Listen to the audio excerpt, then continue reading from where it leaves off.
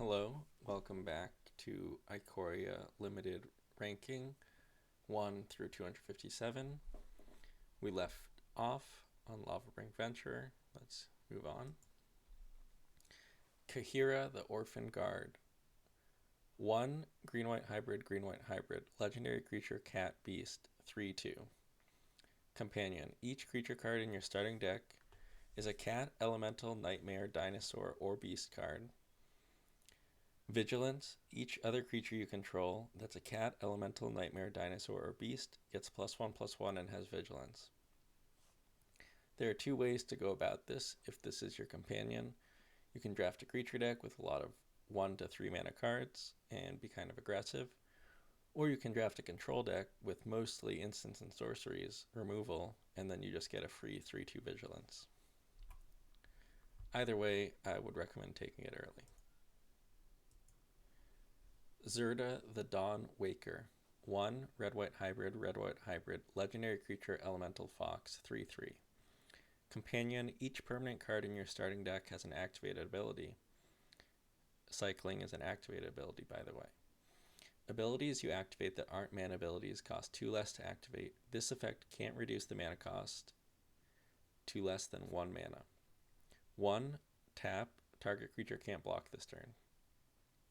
So it's a 3/3 for 3, makes all your activate abilities down to 1 mana, including cycling. Whether or not it's your companion, you should play it.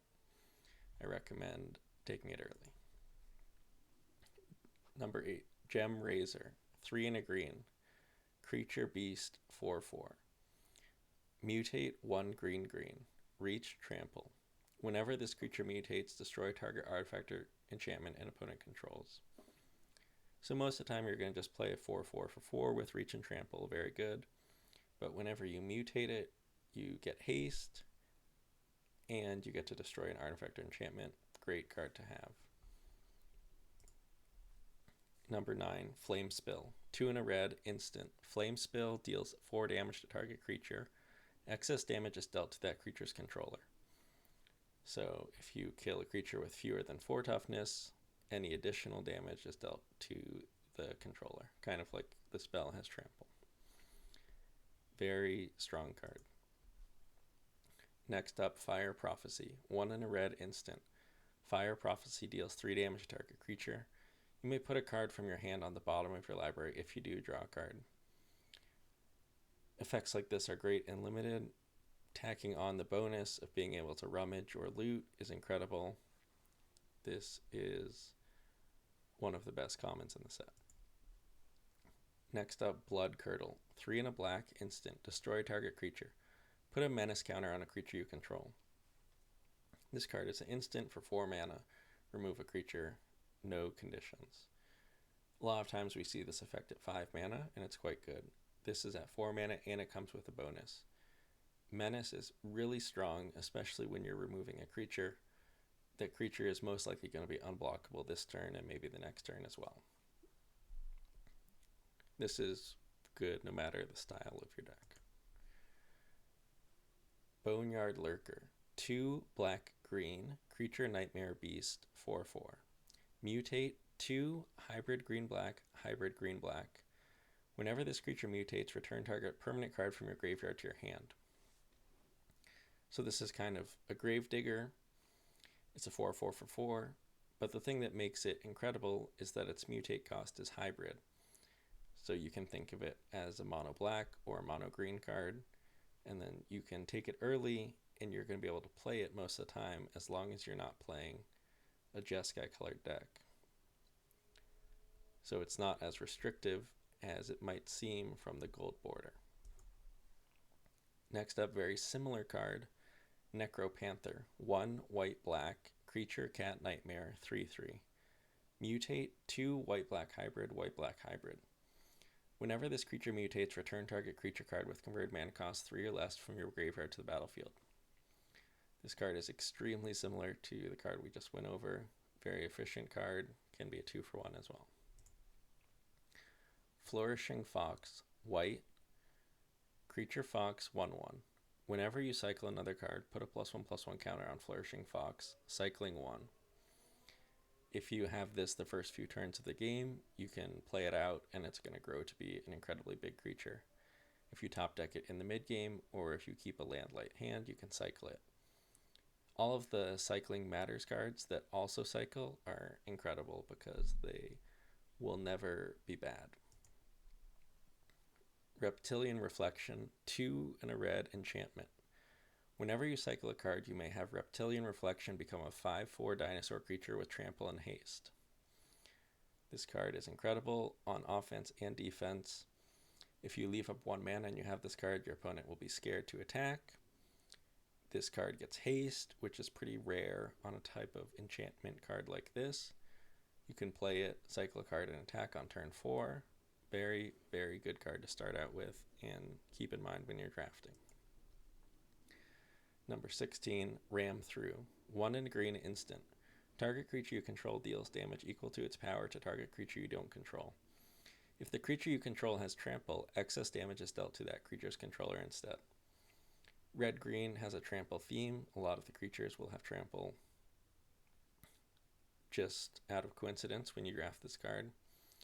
Normally fight cards fight, your opponent's creature deals damage back to you. This doesn't have that. A lot of fight cards are sorcery and lead to being risky to cast. This doesn't have that either. And this has the bonus of potentially dealing damage to your opponent. So it's cheap, it's instant, it's not a true fight, it's just a punch, and it can deal damage to the opponent. Incredible card. Number 17, Savai Thundermane. Red-white, creature, elemental cat, 3/2. Whenever you cycle a card, you may pay 2. When you do, Savai Thundermane deals 2 damage to a creature and you gain 2 life. So basically you play this on turn 2, 3 power creature, already pretty threatening. And next turn when you have 3 mana, you can cycle for 1, another card, pay 2, and deal 2 to a creature. So really your opponent is not going to be able to play out creatures with toughness 2 or less if you have this out early. And it's incredibly threatening. The only downside to the card is that it commits you to red-white early on. Number 18, Boon of the Wishgiver. 4 blue-blue, sorcery, draw 4 cards, cycling 1 colorless mana. As we'll see a bit later, I value all the cards that cycle for colorless mana extremely highly because you can play them in all of your decks just to make your deck smaller, trigger your cycling cards, and get you closer to your good cards faster. The incredible part about this card is that Opportunity, 6 mana to draw 4 cards, is a great card in Limited. But the only problem with that was that if you lose the game with it in your hand, it's bad. Well, this has cycling, so it's never going to be bad, and it will often win the game if you're able to survive to the late game. Number 19, Pouncing Shore Shark. 4 and a blue. Creature, shark, beast, 4/3. Mutate, 3 and a blue. Flash. Whenever this creature mutates, you may return target creature and opponent controls to its owner's hand. A lot going on. It's a classic Manowar, but it's bigger, it's a 4/3, and it has flash. So maybe you can ambush a creature in combat, eat a creature, you can, try to kill your opponent quickly while they still have cards in hand by returning a card to their hand. Really strong card. Number 20, Parcel Beast. 2 green-blue, elemental beast, 2/4. Mutate, green-blue. 1, tap. Look at the top card of your library. If it's a land card, you may put it onto the battlefield, untapped. If you don't put the card onto the battlefield, put it into your hand. So 4 mana, 2/4, 1 and tap, draw a card basically, but better than that. And if you want to, you can mutate it just for 2 mana total, green and a blue, and that way it has haste and you can use it right away. Cub Warden, 3 and a white, creature cat, 3/5. Mutate, 2 white, lifelink. Whenever this creature mutates, create 2 1/1 white cat creature tokens with lifelink. Big creature with lifelink is great. There's a lot of synergies in white with tokens, going wide, pumping your team. Good card overall, but I think a lot of people might overrate this card. I still have it high overall, but it's worse than a lot of the bomb rares. Number 22, Grim Dancer. 1 black creature nightmare 3/3. Grim Dancer enters the battlefield with your choice of 2 different counters on it from among Menace, Death Touch, and Lifelink. This card is great. Maybe it even compares favorably to Vampire Nighthawk. When you're ahead, you're going to want to choose Menace and Death Touch. When you're behind, you're going to want to choose Lifelink and Death Touch. When you're racing, you might want to choose Menace and Lifelink. Really versatile, efficient, great card. Heartless Act. 1 in a black, instant. Choose 1, destroy target creature with no counters on it. Remove up to 3 counters from target creature. So it might look like this is just a Doomblade, but there are a lot of counters in this set. It's still good, 2 mana instant removal. I would recommend, if your opponent has a problematic creature, you might want to kill it when they're tapped out. If you wait until they have mana up, you risk, maybe they can put counters on the card at instant speed somehow. Great card. Number 24, Of One Mind. 2 in a blue, sorcery. This spell costs 2 less to cast if you control a human creature and a non-human creature. Draw 2 cards. So the Jeskai colors have a human and non-human theme. So if you're drafting blue-red or blue-white or Jeskai, you're going to have creatures that are humans and non-humans anyway, for a lot of reasons. There are even cards that create tokens that are dinosaurs and humans all in one card. So it's a divination, which is good in some formats, bad in others, but this is almost maybe half the time or more just a single blue to draw 2 cards. So I have it as the best blue common. Number 25, Ruinous Ultimatum. Red, white, black, sorcery. Destroy all non-land permanents your opponents control. If you cast this, you should win the game. But it costs 7 different colors of mana. Eerie Ultimatum. White, black, green, sorcery. Return any number of permanent cards with different names from your graveyard to the battlefield. This card will also win the game whenever you cast it. Basically the same as the last card. Number 27, Sagoth Mamba. Black, creature, nightmare, snake, 1/1. Whenever this creature mutates, target creature and opponent controls gets -2/-2 until end of turn. With the mutate mechanic in general, oftentimes when you're mutating, you're sort of sacrificing the creature that you're putting the mutate onto. But the nice part about this is it only costs 1 mana,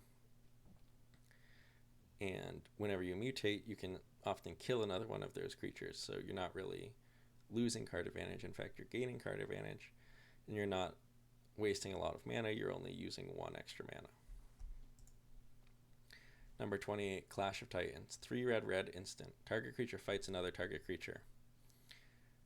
Something to keep in mind is that you can target any creatures. 2 of your opponents, 1 of theirs, 1 of yours, 2 of your own. So this will often be able to kill 2 3/3s, 2 2/2s. If you want to kill something really big, you might have to settle for a 1-for-1. Next up, number 29, Rooting Moloch. 4 in a red, creature lizard, 4/4. When Rooting Moloch enters the battlefield, exile target card with a cycling ability from your graveyard. Until the end of your next turn, you may play that card. Cycling 2.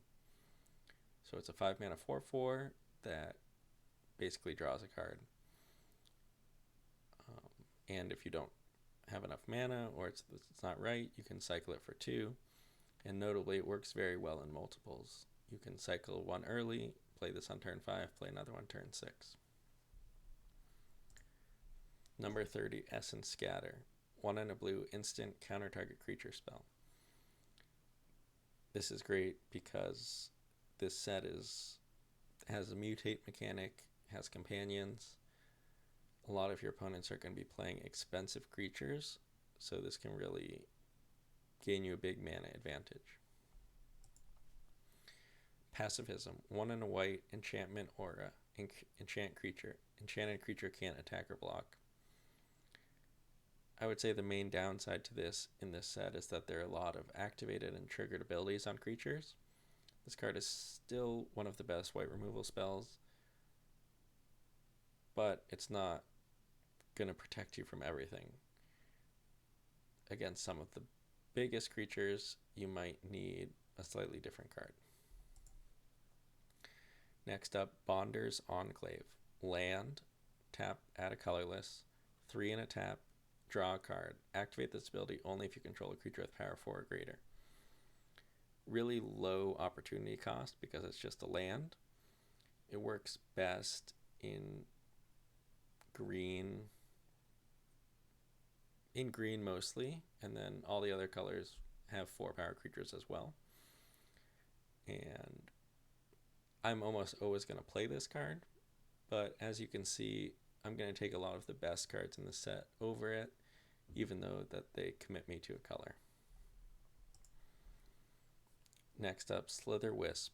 Blue, black, black. Creature, elemental, nightmare, 3/2, flash. Whenever you cast another spell that has flash, you draw a card and each opponent loses 1 life. This is a really powerful card. I'm happy to start my draft with it. There are a lot of cards with flash in this set. A lot of them are pretty bad, but once you have the Slither Wisp, they become good. Hunted Nightmare. 1 black, black. Creature, nightmare, menace. When Hunted Nightmare enters the battlefield, target opponent puts a death touch counter on a creature they control, 4/5. This card is really efficient and high power and toughness. If you're on the play, they may not even have a creature in play. But if you're going second, maybe you draw this later in the game, maybe they have tokens. What I sort of view this as is a good blocker.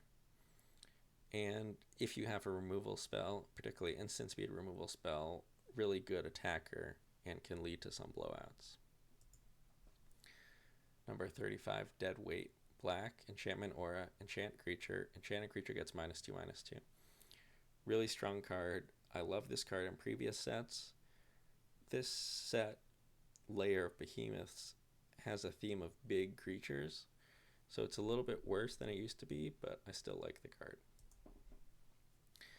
Unbreakable Bond. 4 and a black, sorcery. Return target creature card from your graveyard to the battlefield with a lifelink counter on it. The reason that this card is so good is because of the cycling mechanic. You can cycle cards with haste. You can cycle cards that normally cost 8 to 11 mana, 9 mana. 9 mana, not 11. And then you can get them onto the battlefield with a lifelink counter as early as turn 4 or 5. So if you draft this card, try to get cards with enter the battlefield effects and maybe self-mill and cycling. Next up, Auspicious Sterix. 4 and a green, creature, elk, beast. 6/6, mutate, 5 and a green. Whenever this creature mutates, exile cards from the top of your library until you exile X permanent cards, where X is the number of times this creature has mutated. Put those permanent cards onto the battlefield. So 5 mana, 6/6, already really good. Mutate for 6 mana, and when you mutate, you're going to cascade into a permanent. About half the time you're going to get a land, about half the time you're going to get a spell. And if you start to double down, triple down, then you can really get a lot of cards going.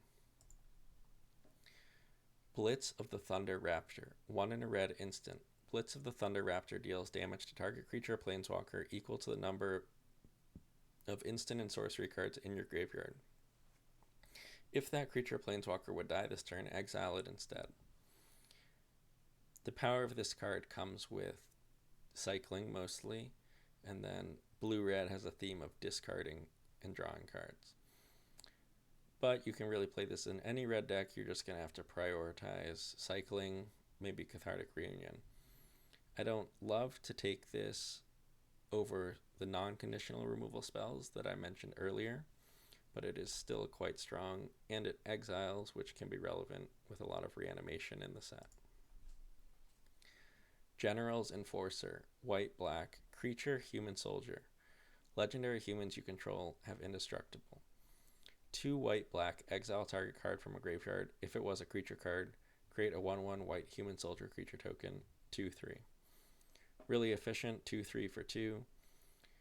Its first passive ability, giving legendary humans indestructible, is only going to come up with rares, but when it does come up, pretty good.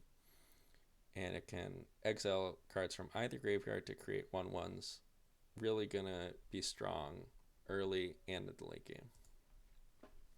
Number 40, Dire Tactics. White, black, instant.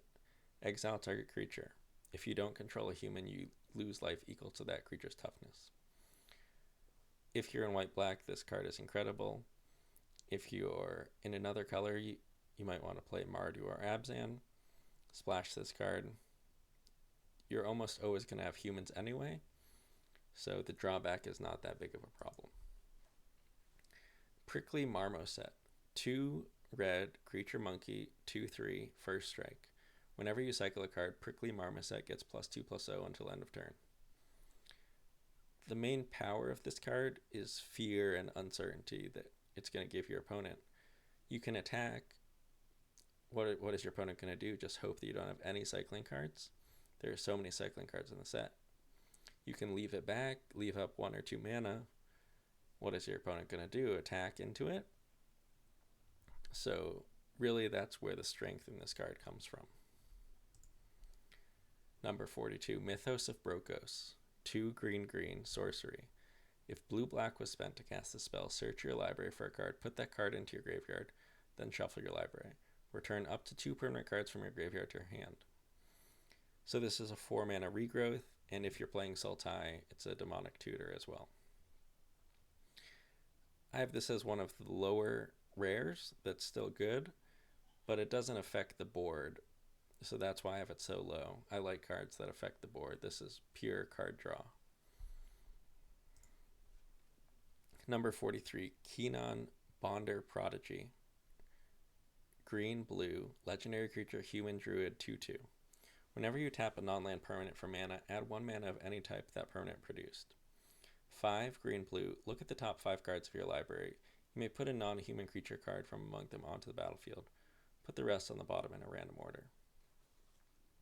So it's a 2/2 for 2, which is actually bad in this format. You want your cheap creatures to be non-human so that you can mutate onto them. So the body is pretty bad, but the strength of this card comes in the late game. 7 mana, look at the top 5, put a card directly onto the battlefield. That is incredible and makes it very hard for your opponent to attack and for them to win the game in general. Next up, we have Inspired Ultimatum. Blue, blue, red, red, red, white, white. Target player gains 5 life, deal 5 damage to any target, and draw 5 cards.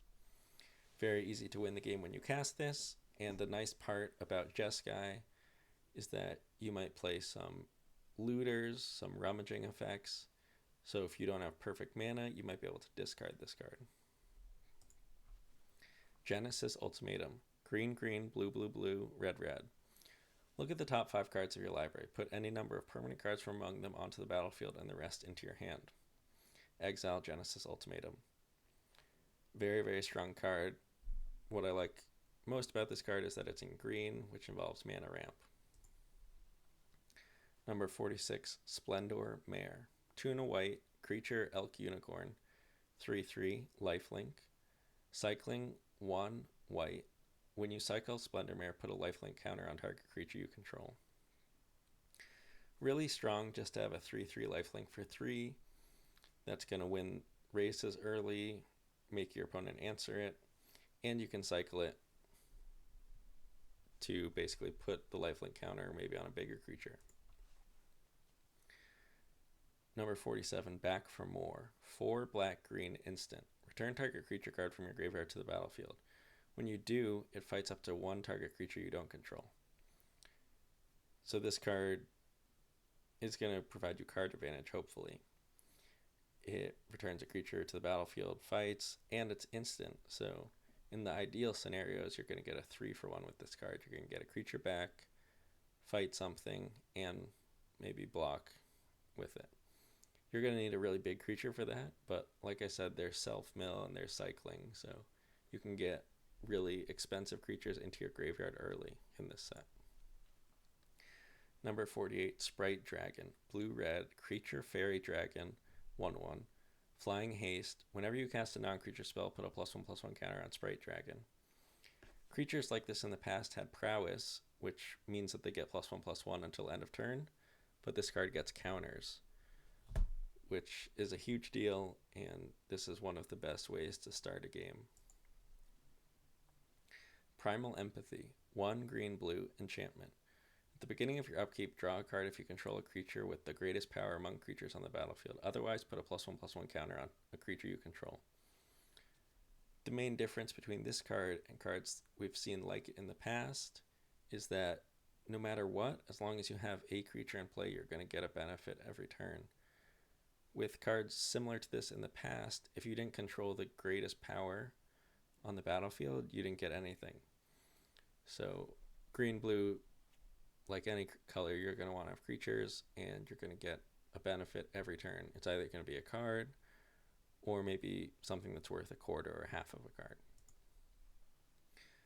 Number 50, Skull Prophet. Black-green, creature human druid, 3/1. Tap, add black or green. Tap, put the top 2 cards of your library into your graveyard. We've already gone over multiple reanimation spells. This is a great way to self-mill. It also has 3 power for 2 mana, very easy to deal damage or trade up, and it taps for black or green. The thing I like about this compared to the green common that taps for mana is that you can use it to cast spells, whereas the green common only taps for creature spells. Labyrinth Raptor. Black-green, creature nightmare dinosaur, 2/2, menace. Whenever a creature you control with menace becomes blocked, defending player sacrifices a creature blocking it. Black-red, creatures you control with menace get +1/+0 until end of turn. Black-red has a menace theme, and it basically means that your creature with menace can't be blocked. It's a huge cost to double block and then sacrifice something. So this card is good, but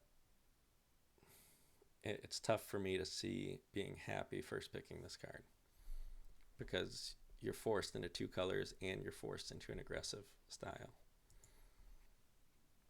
Narset of the Ancient Way. 1 blue, red, white. Legendary Planeswalker Narset, 4 loyalty. +1, you gain 2 life. Add blue, red, or white to your mana pool. Spend this mana only to cast a non-creature spell. Pretty bad. -2, draw a card, then you may discard a card. When you discard a non-land card this way, Narset deals damage equal to that card's converted mana cost to target creature or planeswalker. That's a good ability, kind of similar to Hypothesizzle.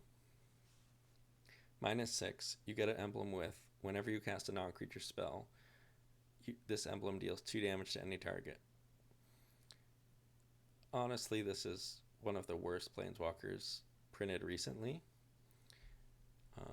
This is definitely worse than the other planeswalkers in this set. Next up, we have the Triomes. Indatha Triome. This one taps for white, black, and green. I listed the green Triomes first because I like planning to be 3 colors if I'm green, a little bit more than if I'm not green. And it has cycling for 3. So cycling 3 is a huge difference compared to cycling 1 and 2. So mainly you're going to want to use this as a tap land that taps for 3 colors, but the cycling is just a nice bonus on top, even if you only use it 5 to 10% of games. Ketria Triome. This one is the teamer one, green, blue, and red. Zagoth Triome. This is the Sultai one, black, green, and blue. Now I have a break in between the Triomes to again show that I prefer the green ones to the non-green ones. Shark Typhoon, 5 and a blue enchantment. Whenever you cast a non-creature spell, create an XX blue shark creature token with flying, where X is that spell's converted mana cost. Cycling, X, 1 blue. Whenever you cycle Shark Typhoon, create an XX blue shark creature token with flying. This card is very expensive, but it can win the game combined with other spells, and if you don't have a lot of action going on, you can cycle, maybe ambush something,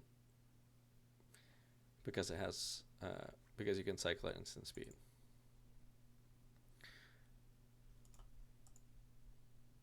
I went a little bit fast there. So now we're back to the other triomes that aren't green. Savai triome. This is the Mardu one. Red, white, black. Rogrin triome. Jeskai. Blue, red, white. Now we're making our way to the 1 mana cycling cards. All the next cards are going to cycle for 1 colorless mana. These cards are great in any deck. If you start out with a bomb, you want to add as many 1-cost cycling cards to your deck as possible, because that means that you're going to draw your bomb in lands to cast it more often than you would otherwise. There are also a lot of cycling cards in red and white that give you bonuses when you cycle, so being able to cycle for 1 mana is awesome. Drannith Stinger, 1 and a red, creature, human, wizard, 2/2.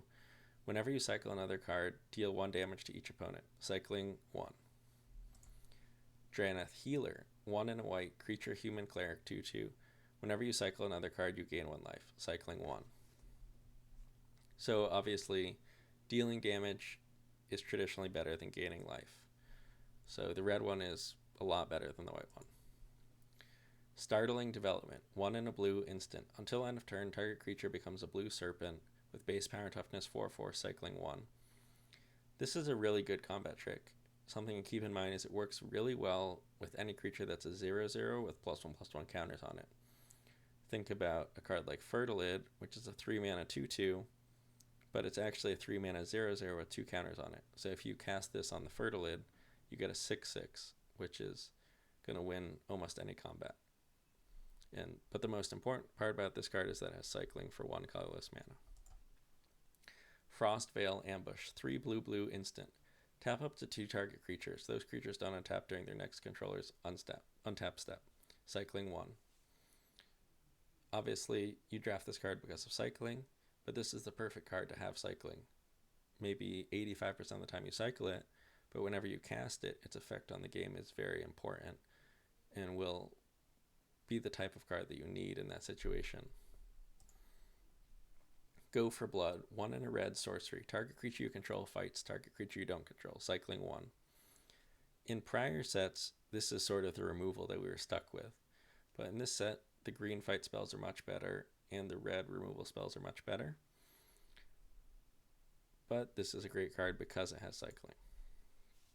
Imposing Vantasaur, 5 and a white, creature dinosaur, 3/6, vigilance, cycling 1. This is another perfect card to have cycling, because you're going to cycle it 80% of the time early, but if you have 5 or 6 lands, you can keep it and have a great creature on the board. Memory Leak, 2 and a black, sorcery. Target opponent reveals their hand. You choose a non-land card from that player's graveyard or hand and exile it. Cycling 1. Important to note that you can take a card from the graveyard. Important to note that you're going to cycle this a lot of the time. This is one of the worst cards to cycle because sort of the cycling theme, instant and sorcery theme, is in the Jeskai colors, so this card is black. You're not going to get the benefit a lot of the time. Footfall Crater, red, enchantment aura. Enchant land has tap, target creature gains trample and haste until end of turn, cycling 1. This card is even more extreme. You're going to cycle it 95% of the time, but when you do cast it, it's likely going to lead to winning the game immediately. And that's the end of the cyclers. That's about 30 minutes. Join me for the next part where we'll go over the next section of cards.